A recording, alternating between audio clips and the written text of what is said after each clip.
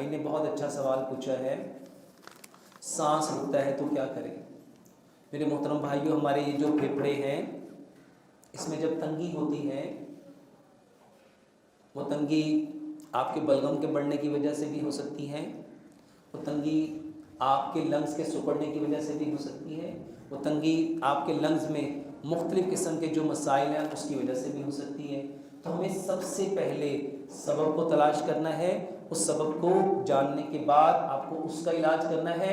اور سانس کے لیے میرے محترم بھائیوں، سب سے بہترین علاج لمبا سجدہ کرنا سیکھو، لمبا سجدہ کرنا سیکھو۔ یہ جو پھیپھڑے ہیں، پوری کائنات میں واحد سجدہ ایک ایسی کیفیت ہے جس میں 100% پھیپھڑے کام کرتے ہیں۔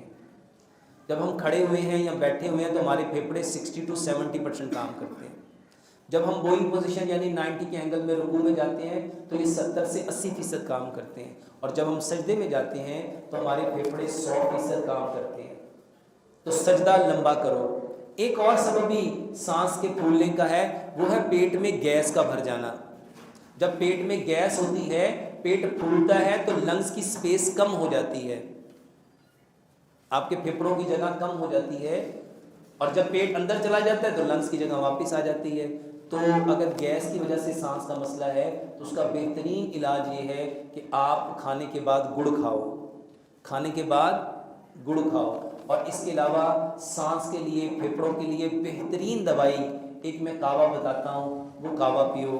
اس میں 2 کپ پانی ہے، 1 چمچ اس میں گڑ ملاؤ، اس میں 1 انچ کا ٹکڑا ادرک کا، 3 سے 4 اگر چھوٹے لہسن کے کلوب ہیں، تریاں ہیں تو 4 سے 5، اگر بڑی ہیں تو 3۔ دیسی لہسن لو، دیسی 1 انچ کا ٹکڑا ادرک کا لو، اور دار چینی کی 3 انچ کی 3 ڈنڈیاں لو، اور اس کو پانی میں ڈال کے 2-4 پتے اس میں پودینے کے ڈال کے اس کو اتنا پکاؤ، اتنا پکاؤ، 2 کپ پانی 1 کپ رہ جائے، اس کو ٹھنڈا کرو اور یہ پانی پیو۔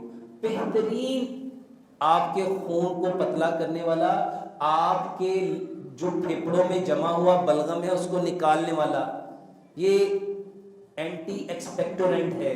یہ آپ کے اندر سے بلغم کو توڑے گا اور بلغم کو نکالے گا اور سانس کی نالیوں کو صاف کرے گا۔